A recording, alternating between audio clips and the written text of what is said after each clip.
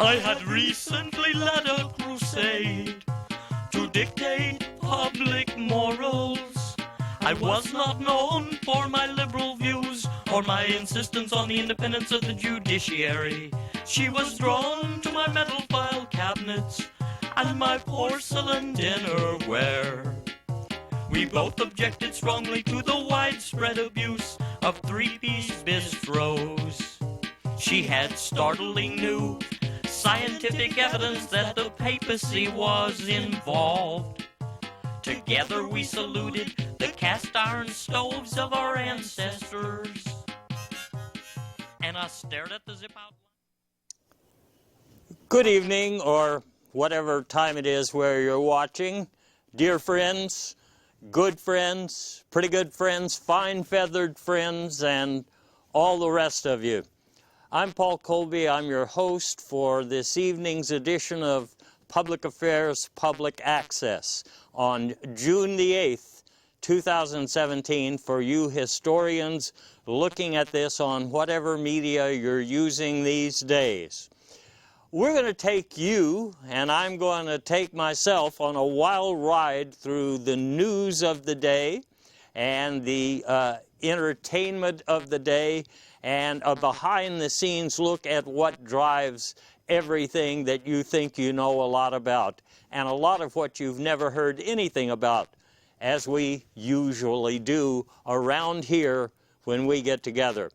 We're going to start, as we usually do, with the biggest items on the news platter, and top of that list today would be the whole Comey FBI thing and the possibility that Donald Trump colluded with some other nationals, that's extra nationals for you folks who want to be precise, in the 2006 election. So, you will remember that it's only been about a month since Director James Comey got fired by the Donald, and on that day, or the day after, you heard and you read and you saw that the Donald said, this guy Comey better hope that there's not a taping system, that there's not some record of what we discussed. Well, you know, first things first, we know, my staff and I, and you know how diligent they are, we know that there's a taping system at the White House. And that's because we have a picture that was provided to us by one of our insider agents. And this is the Donald standing next to the pseudo-library. It's for, you know, it's for looks only, in his office where other world leaders and national leaders come to chat about this and that. This taping system, frankly, if you ask me, is not up to date. But there were conversations that may or may not have been recorded between the president and former FBI Director James Comey. You heard some of those today, or some, at least Mr. Comey's side of what some of those conversations were about in testimony before Congress. Now, I want to tell you that there were other conversations that you didn't hear about today, and in fact, in the national press, they almost got one of those conversations you didn't hear right. In fact, it said in a story in the Kansas City Informer, Trump said on tape that he, meaning in this case Admiral Flynn, shouldn't have to name every cute number in the saddle. Well, I can tell you something, folks. That's almost what was being said, because I have a tape. Now, as usual, I can't tell you exactly where this came from. It came from somewhere on the dark web. It is, or it purports to be, a recording of one of the other meetings that Comey didn't talk about today. And in this tape, you have two gentlemen using voice changers so as not to give themselves away, but we can probably easily tell who is who, especially the guy with the helium-filled voice. I want you to listen to this tape carefully. It's going to be hard to absorb everything right away, but I want you to pay attention, because it's not a cute number in the saddle we're talking about.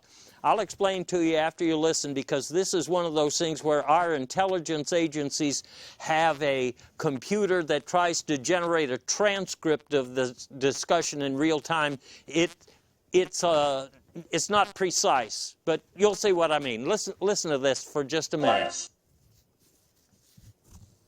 You know, I had a great hot dog today. When they're real good like that, it doesn't matter what you call them. You know what I'm saying? It looks rich and getting you, whatever. It looks rich and me. My friend, Mr. Flynn, he shouldn't have to name every cucumber in the salad. I mean, he shouldn't have to make a living mowing some Democrat's lawn. You know what I'm saying? Well. In this conversation, we have reference to Mr. Flynn and the assertion that he shouldn't have to name every cucumber in the salad. Now, what does that sound like to you? To me, it's awfully suspicious. But that's not the only thing that wasn't mentioned in Comey's testimony today. We know that he took notes of some of these conversations, and the folks in Congress didn't actually get to see those notes. But our intelligence agencies also have transcripts of another meeting. And in this meeting, in the draft transcript, there is discussion of lawnmowers. Discussion of lawnmowers. Excuse me. And if you look at the notes of James Comey, which I have obtained for this meeting, he mentions more or less. Don't we have that James Comey note? Yes? No? I'm pretty sure we have it. Ah, yes. There we have it. So, there is reference here to a golf club being bugged. Now, it's not clear here if Donald Trump was talking about the 6-iron or the actual facility. There's reference to the lawnmowers in the bathroom, which is not really anything that James Comey talked about. And there's talk here about a hot dog written up in a book. So you didn't hear anything about that today, did you?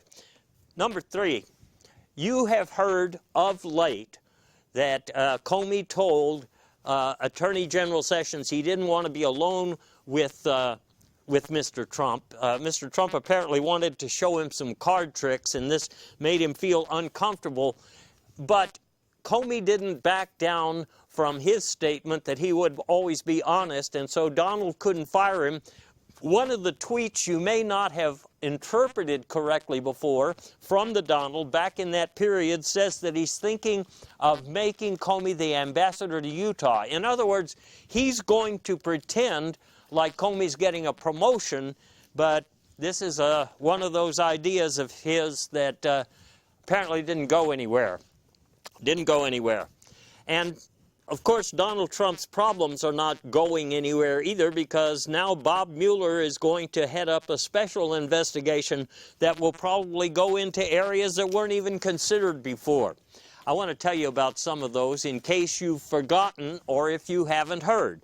First thing, there was a video transcript made of election night coverage on Cake News Channel, and in this I'll show you the segment in just a minute, but you will notice that it records the votes coming in from Moscow. Do we have that ready to show the people here? Of course, now, Bob, we're still waiting for the coal miner vote to come in from the Carolinas, and a lot of people are going to the bathroom in parts of the country where there's no lighting, and because of the new bathroom rules, they're not sure what bathrooms they should be using. So it's kind of confusing, but I think everybody realizes that this is getting to be very close to call. 88% of the Moscow vote going to Donald Trump. Well, in case you forgot, I'm sure Bob Mueller will take a look at that. Another thing that I know he's investigating is the possibility that certain ballerinas who were at precincts passing out beverages for boaters who were hot and sweaty were actually passing out some sort of, oh, call it psychedelic, call it what you will. People who drank this particular beverage, unidentified as yet, apparently didn't remember who they were voting for when they got to the voting booth, and some of them didn't remember where they were when they came out. So that's next thing being investigated.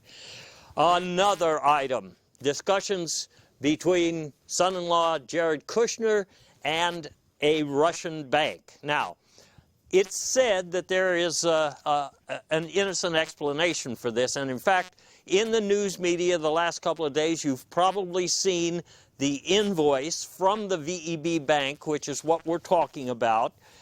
It doesn't say who the customer is on this invoice or what it's for, but it's a huge invoice. I want to call your attention to the note at the bottom here, thanking for the business and saying that VEB is a proud sponsor of the three-legged Russian ballet. And Mr. Kushner says that his discussion with the bank was actually kind of instant. He wanted to bring one of these ballerinas to the United States to perform. The problem was that the ballerina had expressed some concerns about bathroom rules in the United States. And we'll get into that subject in a little bit more detail because that is something on the political horizon these days in a lot of states. But anyway, he says that's the reason he was meeting with the Russian bank. So I'm sure that the special investigator will cover as much as he can. Now, another suspicious thing you heard from Vladimir Putin in recent days was the admission, and that's what I call it, that there may have been some, quote, patriotic Russians who actually hacked into American voting booths or voting databases or otherwise spread fake news on the internet. It's, in other words, injected themselves into the election process. But he made the point that they were not government sponsored. These were just, oh, I don't know, maybe you'd call them amateurs. I did a little study. I had my staff look it up.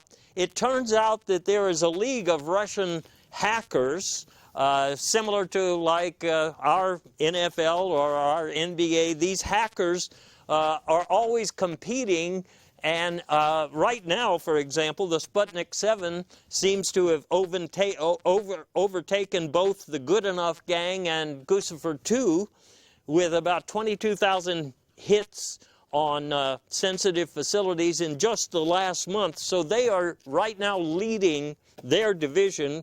Apparently there are other divisions. There are lots of these hackers. I'm familiar with the Macedonian mob because they've hacked our systems at my headquarters. There are people you can't really trust. Now, before I leave the subject of what's being investigated by Bob Mueller, there's one that we've only heard a little bit about. Nobody can quite explain it, but it involves Jeff Sessions, and apparently it involves him using some strange credentials that must be given to him by some agency. I can't really explain this to you. I do note that here it's calling him Olef Jeff Sessions, as if Jeff is a nickname. And there's some markings here which indicate, I think, some level of security clearance. But what's really odd about this, he was using more than one set of phony credentials. We've got that out. Yes. He was using some credentials that seem to go a little bit higher up the security ladder, and they seem to involve aliens. What kind of aliens and what this is all about, I don't know. Well, before I leave the subject of investigations and the FBI, you know that just the other day we have heard, well, Donald Trump has technically named a new director of the FBI. Not that Christopher Wray has been confirmed yet or anything like that. But before he made that decision, he had narrowed it down to just a few competitors, and you probably didn't hear anything about this. One of the people being considered was Tiger Woods, and that's largely because at this point, Tiger Woods doesn't seem to have much of a future left in golf. He's considering some other stuff. He would have been just perfect, and you know how Donald loves golf, but I guess they couldn't agree on a price, or they couldn't agree on loyalty or something.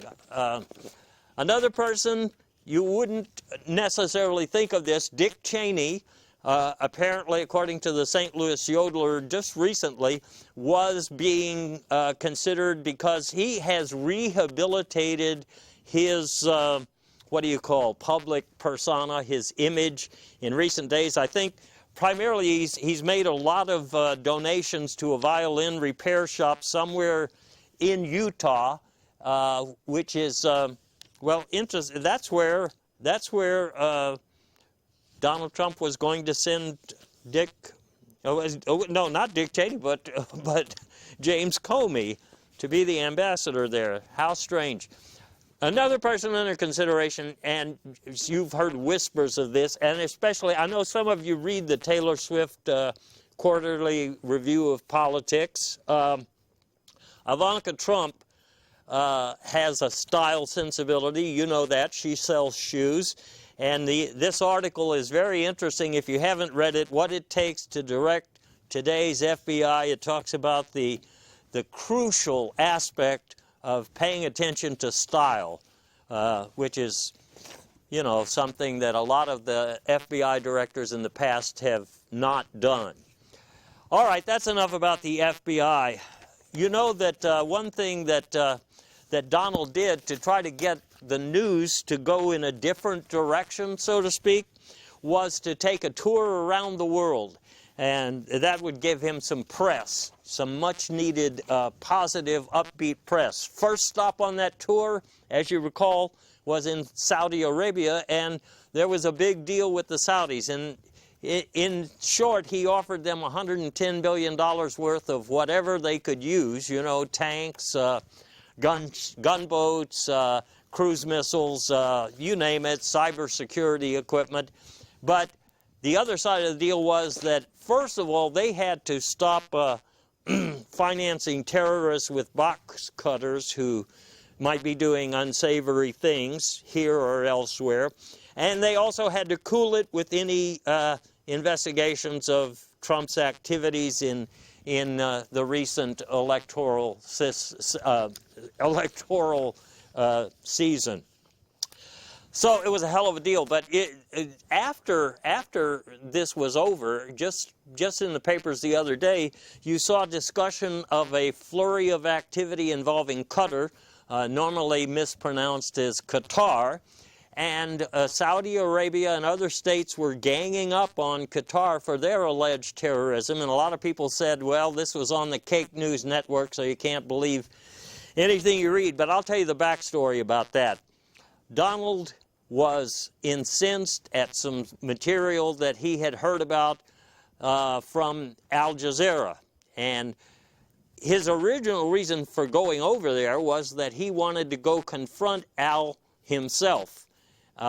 When he got over to the Middle East, he was informed that there really isn't an Al in the Jazeera, and he was pretty upset about that. So anyway, you know how he retaliates, and so he told the Saudis to go ahead. But anyway, having said that, he moved on to see the Pope, the holy ruler of the Roman Catholic Church. As is normal, when heads of state meet, they exchange gifts. And so Donald provided the Pope with something really odd. It was a belt made entirely of coal, which, of course, I'm sure the Pope is going to be wearing that at every possible state occasion around the Vatican. The Pope had a gift for Donald, kind of a grooming type of thing. It's a blow dryer and a comb, and they're both embossed with the magic 45 symbol. I mean, I wish I could get one of these. Mine would have to say 65 or something like that, but it's really nice. Turns out, you know, the Pope and Donald Trump don't really have very much in common, so it was kind of a strained, you know, activity just getting together. But it turns out one of the things that they do have in common is they like to play words with friends. And I understand that some people actually follow this on the internet because their games are actually up there on a website, and when they're playing, I mean, it doesn't say who's playing each, but what is that? Oh, my producer tells me that he's got the website right now.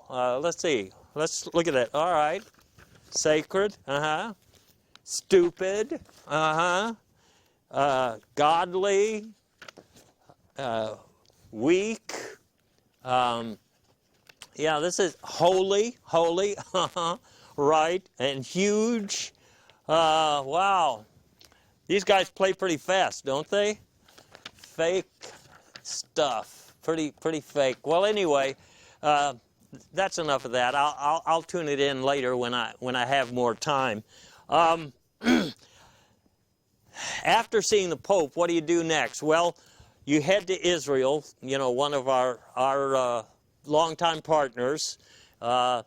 Donald, of course, when he got there, wanted to visit the Western Wall, and this was covered extensively in the press. He said, "This is a mighty fine wall. We're building one too. I might need to talk to your architect about this." You know, all of these newspaper stories lately it looks like they have internet advertising here. A Utah man selling his shoes for $7,500. Anyway, whatever. While he was in Israel, there was a flap recently. You know, when he had the Russian ambassadors in the White House, he started talking about something that was classified. It was a weapons system. There was discussion about it in the papers, and they said the real source for this discussion of weapons system was Israel. So when he was in Israel, he apologized, saying he had never actually named Israel as the source for the discussion about the bathroom. I'm not sure if it's a weapon or if it's a preventative system or what it is. But anyway, we do have a picture of it there. And we'll get back to bathrooms again because they're coming up in the news a lot. Israel, and then on, of course, to Europe, on to our where our best buddies are in Europe. And the first thing here in Europe is that Trump wanted Europe to make their contributions, not so much just to pay for NATO, but to finance this wall that he wants to build. He also told them they should calm down about Putin and calm down about global warming. Now, isn't that interesting? This agenda seems to be pretty pervasive wherever he goes. He was well received. I mean, he was received well. I mean, he was well done. Let's put it that way. And then, of course, the interesting thing he says in another news account that I read, he said that he had wanted to visit Brexit while he was there, but there wasn't time. I was going to make reservations for him just in case he couldn't find it. You know what I mean? What does he do when he gets back home? Well, let's talk about that. First thing he does when he gets back home to the good old USA is he says, we're out of the Paris Accord. You guys can have it. We're done with it.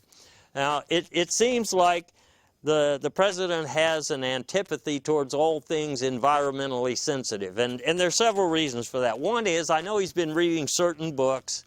I know Dr. Boona Flaps is an influence on him, who wrote about the fake climate change assault and its destruction of the American economy.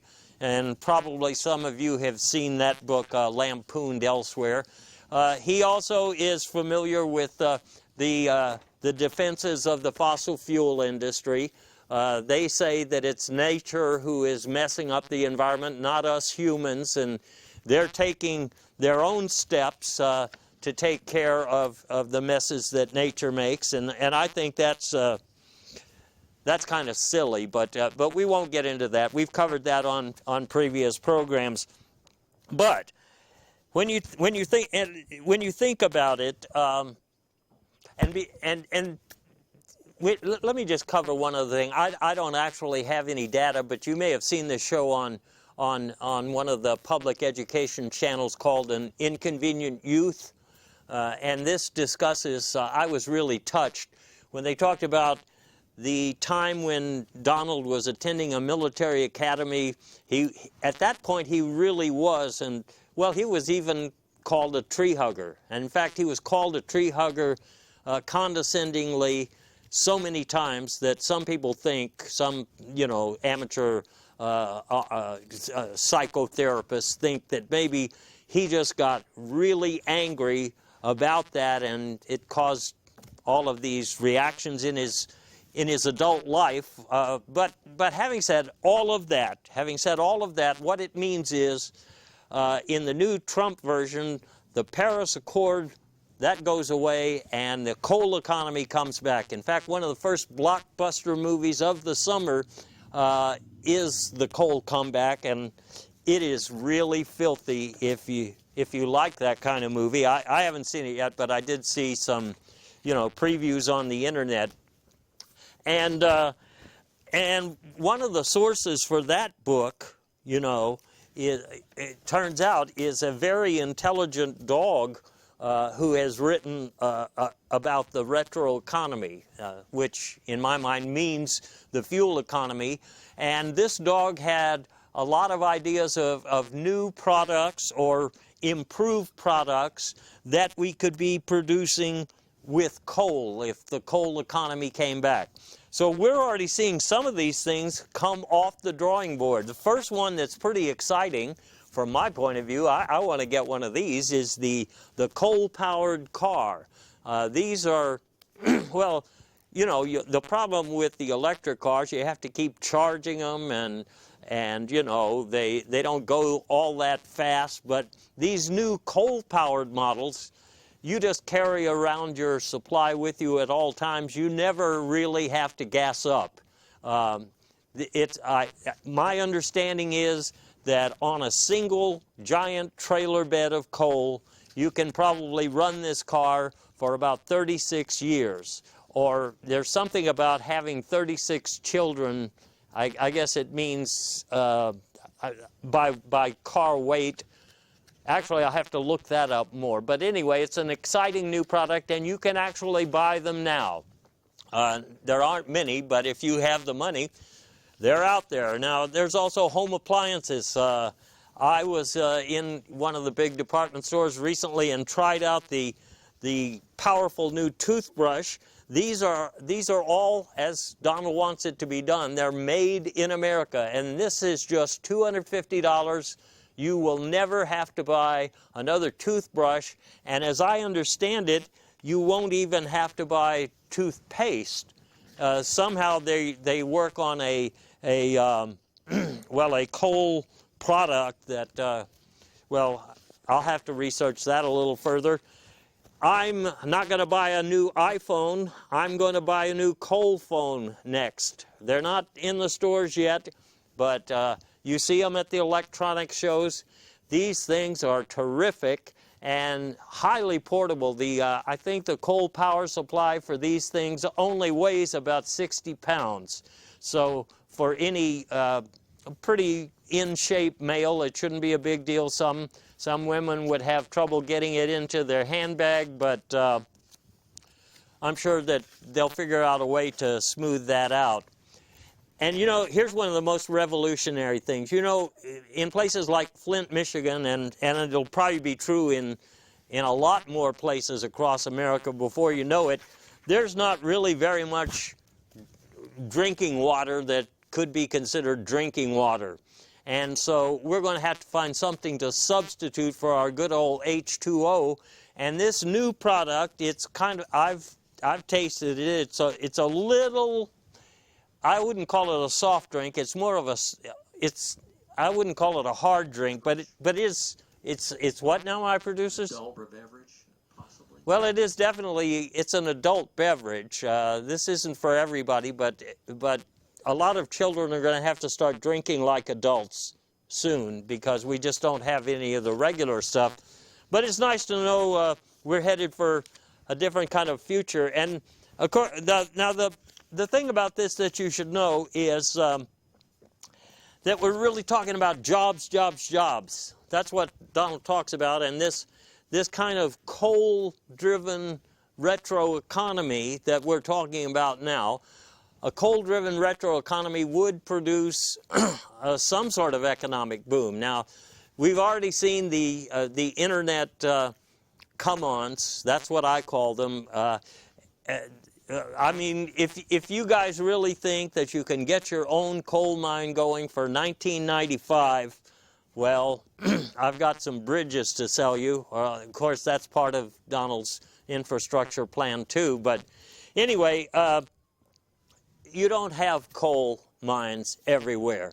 But that is part of Donald's extraordinary economic advancement strategy. Now, the idea, and I think this book or this program was called Tunnel Visions. I haven't seen all of it. The idea is that we can dig big storage areas under the ground in cities and states that don't actually have coal, and we can import coal from, those parts of America that do have it, and as a result of that, then we'll be able to create little coal economies everywhere. And I'm not sure if everybody wants this job. In fact, it used to be said that there were a lot of health issues around coal. So, some people wonder why we would go back that way. Well, Donald, of course, has his own favored renditions of these particular issues, and I know he has read a lot of the Olaf Sessions books, especially the one about the health myths exposed. I know that he's been influenced. We talked about that dog who wrote the important book. Well, he's very influenced by that dog. I know from a tweet that he delivered recently, this dog came over and set up his coal-powered coffee maker, and apparently the dog told him a bunch of things about health issues that even he didn't know. He directed Donald Trump to a website. I checked it out myself, and there are some interesting facts on this website. Like, I don't know if you knew this, I didn't know it. First of all, coal miners routinely outlive race car drivers who die at an early age in horrible accidents. I think we probably should keep that in mind. There's at least a couple of hundred race car drivers. They're healthier than heroin addicts, generally speaking. And they're much better at some board games than other members of the population. Now, this stance about the health issues of coal is not just something that Donald Trump believes. It's also reflected in the new discussions for the Republican health care bill to replace Obamacare. And this kind of a transition, let's talk about some of these other political issues.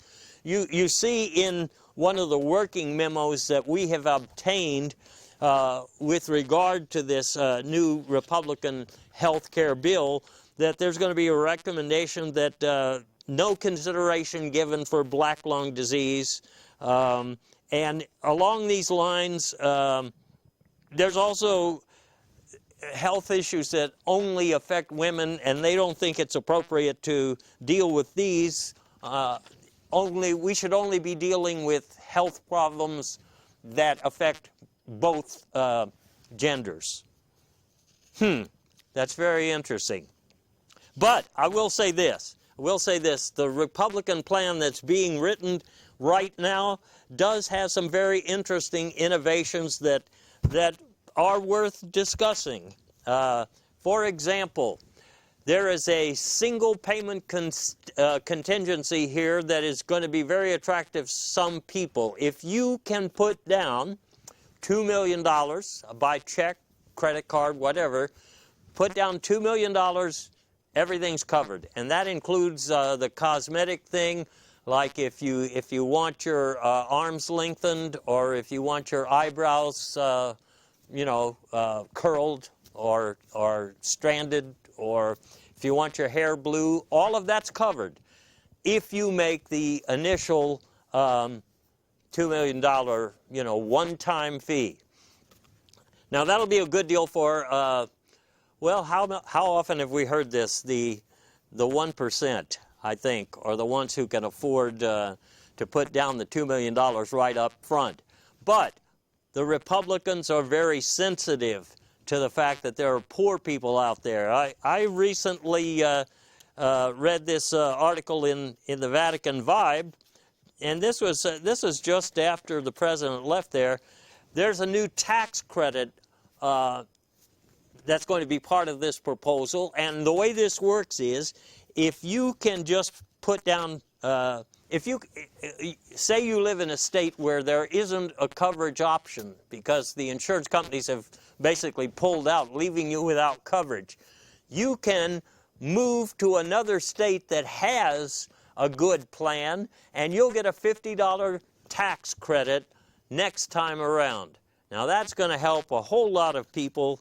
I mean, $50 goes a long way. And here's, in all of these news stories, you see these pictures of people with this these incredible internet deals. Well, anyway, I already said that, didn't I?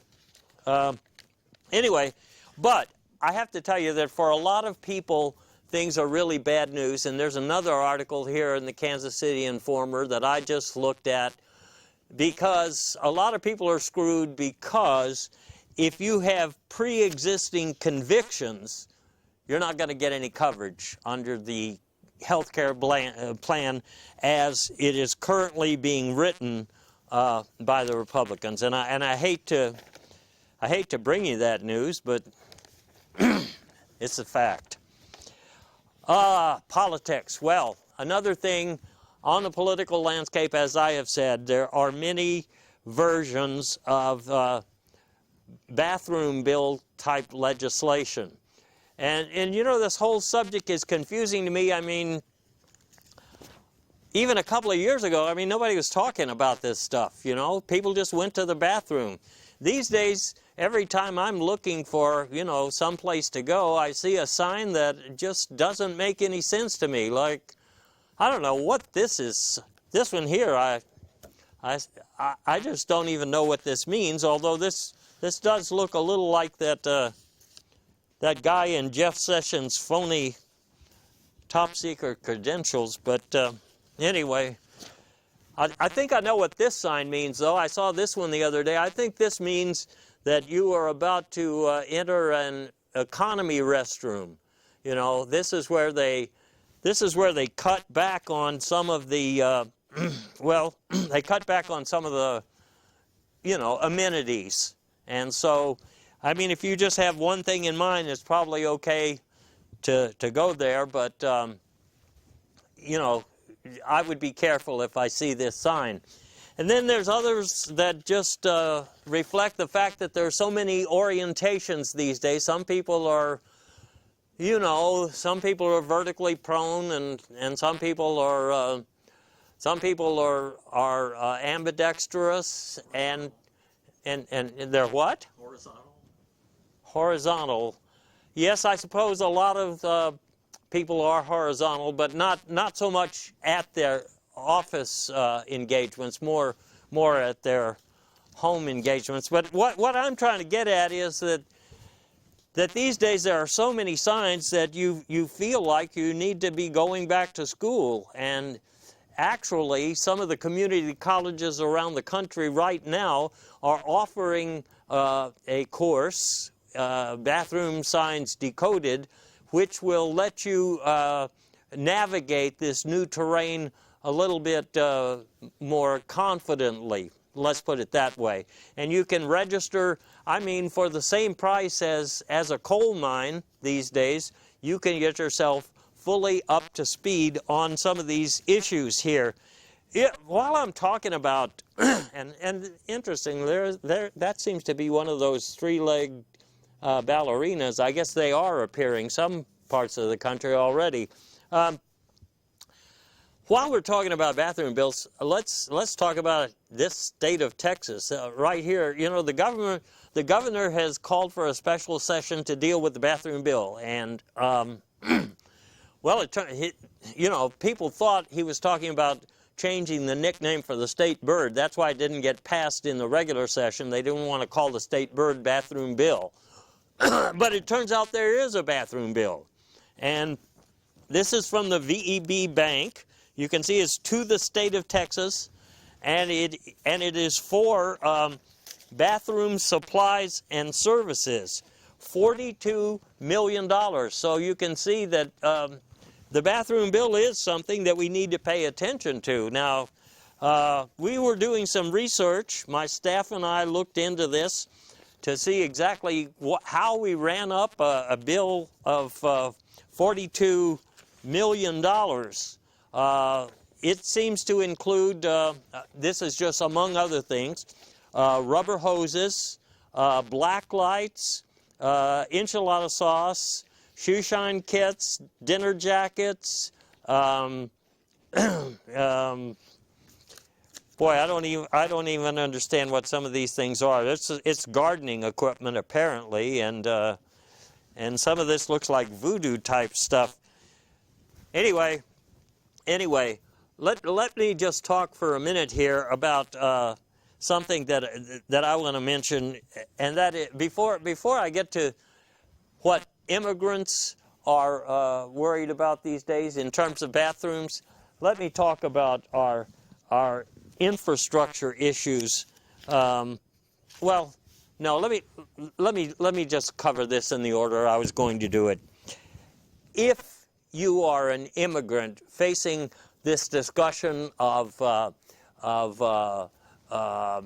economic reforms based around coal and strange bathroom type signage, you're going to be very confused.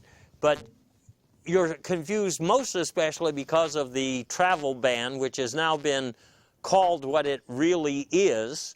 And you've seen these maps before of the few countries where Donald Trump didn't want to let people come in. You can see now that this has been expanded to include just about every country, every continent. But what you don't know, you may have missed this, is that this is a two-way street. Because after his highly successful, disastrous world tour, Donald Trump has imposed upon himself a ban on traveling to any of these places, and with the assistance of Paul Ryan and most members of the Republican Party in Congress, he's being forbidden to go anywhere, okay? So that confuses immigrants. And then when immigrants, I'm talking here especially about undocumented, go around town, they see these strange signs that remind them of people trying to take names and numbers and asking for IDs. You see these not only in bathrooms, you see them in gas stations and you see them in convenience stores, and sometimes you see highly confusing, especially for people who come from countries where there are no three-legged ballerinas. This can be pretty terrifying. So you know that undocumenteds are being potentially hunted down these days. And they're being hunted down so that many of them are afraid to stay at home because they could be arrested at home. So what does this mean? A lot of people have been moving to other headquarters other than their home, and that includes bathrooms. And if we take it back to the top of my discussion here, it starts to make sense how the Texas bathroom bill could be $42 million. In other words, in a lot of cities today, people are hiding out or let's not just say hiding out. People are habitating in what used to be just large bathrooms. And in the case of this one we're looking at, if you look up at that sign on the wall, you'll see that so many people are using the bathrooms now as a hideaway that they have to have specific rules for the people who stay there. I know this goes back to the discussion that James Comey was having with the president about lawnmowers in the bathroom. And that's, like I say, that's something that wasn't covered in today's discussions, but it sounds to me like this is a very important issue. And no ballet practice, I guess that tells you who can't be in there. And of course, no loud music is something you also see at the car wash, so that's not that strange. But I can tell you that that all in all, it's a confusing time, not just for undocumented and not just for poor people, but for everyone. And for that reason, I think, Donald is changing his emphasis now and wanting to talk about infrastructure improvements, because these infrastructure improvements offer at least some hope of creating jobs, but also just improving life in America. And there have been several things here mentioned in that regard. For example, I know that that Donald recently said in one of his signature speeches on the topic, he said, we have too much electric lighting in this country. What we're going to do is emphasize gas lighting. And I'm not sure exactly, I don't know exactly how they're planning to do that. Then he's also talked about not only draining the swamp in America, but draining all the swamps. And then he went further yesterday when he was in Ohio. He said we're going to drain the Great Lakes, because I think the idea is that they're not that great anymore, and what we're doing is we're trying to make America great again. So he's just going to drain them, and then of course we won't be pouring water back in because we don't have that much, but we do have Coca-Cola that we can pour in there. Now he's also talked about, on the one hand, he's talked about expanding the internet highway, and he seemed to be confused. He was saying if we expanded the internet highway, that would help all those people who can't really afford cars. At least they would have some way to get around. But then he often changes his tune. And so the next thing that he said, just a couple of days following, was that we wanted to have a slower internet. This would mean that people had to take more time to read the things on the internet. It's kind of confusing, but I think it has something to do with the fake news problem. If people spent more time reading slowly, they wouldn't be confused. So, and finally on the infrastructure, this is pretty radical. More tunnels. Now apparently this does not have to do with new storage facilities for coal that's going to be imported into places that don't have coal, but instead a kind of housing alternative, alternative for public housing for people who are currently using other, public accommodations. So there you have that. Well, that's politics. Boy, that's pretty tough talking about it. But let's spend these last 10 minutes here talking about entertainment and sports. The biggest news in entertainment right now, of course, is that after 50 years, the Beatles' Sgt. Pepper album is being re-released, this time in an 8-CD box set. Now, you might wonder, there's supposed to be outtakes and so forth. You might wonder, 8 boxes? That is just monumental. Well, it is monumental. For example, in the old days, you listened to A Day in the Life, and it really didn't sound like a day. It sounded more like, a couple of hours in the life. Well, now, on this new package, you get the whole thing. a day in the life is 24 hours long, so it takes up the first 4 CDs. In addition to that, of course, you have, well, there's a new version of When I'm 64 Years Older Than the Last Time. That's interesting. And I gave up fixing a hole because I couldn't figure out how. And, you know, it's not getting better. These are the ones that weren't on the first album. But one thing that is included is an interview with everyone who was listening to the album in the Summer of Love. That's right, everybody. Now, it's not indexed, so I haven't found my short segment yet, but it's on one of those other 3 CDs in there somewhere. And, of course, there are fake, there are fakes like the, well, you saw the one about the Only Horse Pub Band. That's just to try to get in on the action.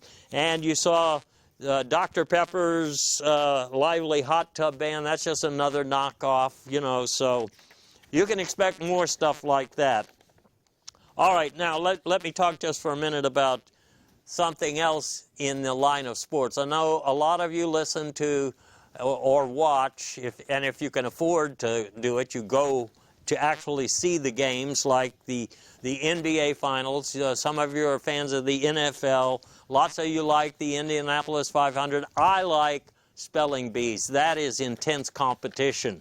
And this year's Spelling Bee was done live on the internet on Skype. I mean, the final, well, I've got a clip from the final finalist. It was one of the cousins of Gottlieb Stantuner. I don't know his full name. He seems to be from somewhere outside of here. We have that video, don't we? This is him doing the last 3 words. 3 more words and you're the champ. Okay. Your first word, Fetzelpomp. Fetzelpomp. Fetzelpomp. Could I get a definition?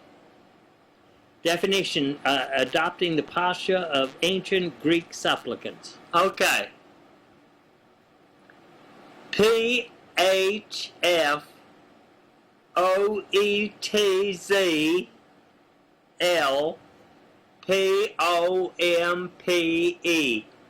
Fetzelpomp. That is right. Congratulations. Yes. Very good. Very good. Now then, we are going to your next word, which is, okay, Bongarialism. Bongarialism. Could I get a definition? Bongarialism, frying eggs on a sidewalk in winter. Okay.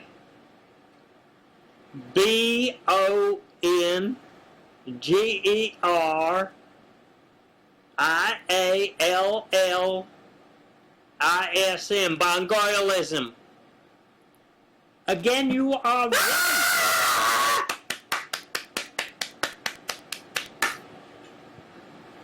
Final word. Final word. Yeah. Okay. Kov-fif. Kov-fif. Kov-fif. What? Can you spell that? Can't spell it. Oh, yeah, right. It's a spelling bee. Yeah, all right, yeah. Can I get a definition? Systematic bullshit. T-R-U-M-P.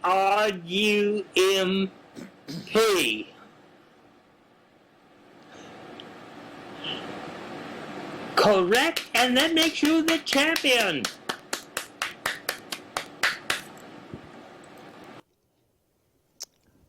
Well, that was pretty thrilling. In my book, you don't get much more excitement than you just saw there. In my book. And my book will be coming out in a couple of weeks now. But anyway, we've covered entertainment, we've covered sports. Let me just make a mention here about diets, which is something that's always being talked about here in America. And one of the things that's being talked about most these days is the new travel bun. The travel bun, I think, is something you're supposed to, eat one when you're at the airport, or you eat one when you can't go to the airport anymore because of the travel ban. Something like that. And some people say they've lost as much as 250 pounds. But you have to wonder how they started from that standpoint. Another diet that's catching on a lot is the odd number of legs diet, which is really strange. In other words, you can't eat anything with 2 legs or 4 legs. So, for example, that takes goats out and cows out.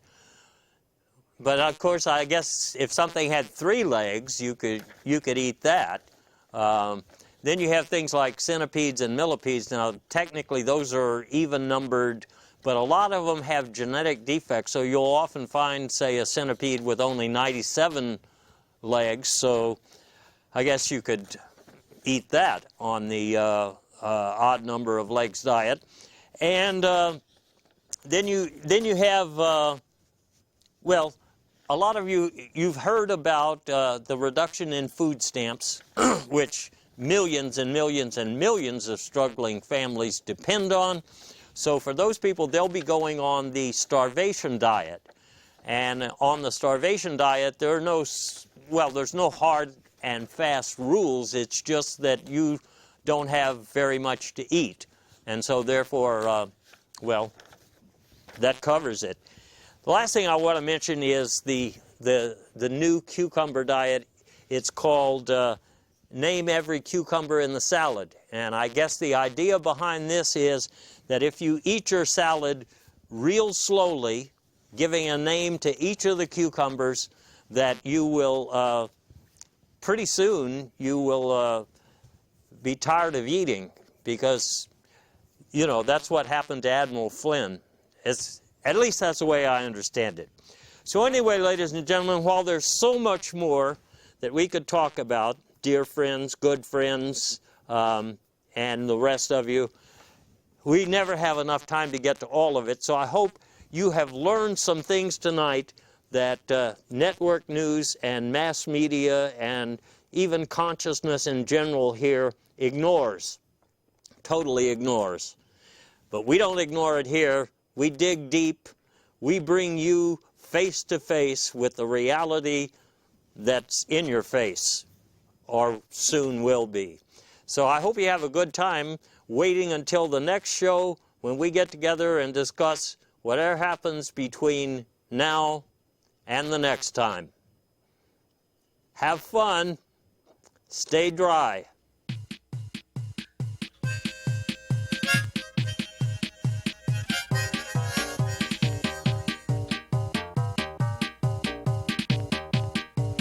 I had recently led a crusade to dictate public morals. I was not known for my liberal views or my insistence on the independence of the judiciary. She was drawn to my metal file cabinets and my porcelain dinnerware. We both objected strongly to the widespread abuse of three-piece bistros. She had startling new scientific evidence that the papacy was involved. Together we saluted the cast iron stoves of our ancestors. And I stared at the zip-out linings, the solid chrome toothbrush, the 8-pound frozen carp. She stuffed the linear accelerator into her fur-lined hope chest. Then I smiled at the seersucker shenanigans. I praised her split-level egalitarianism, her slush fund left by the bathroom window. Invariably, there were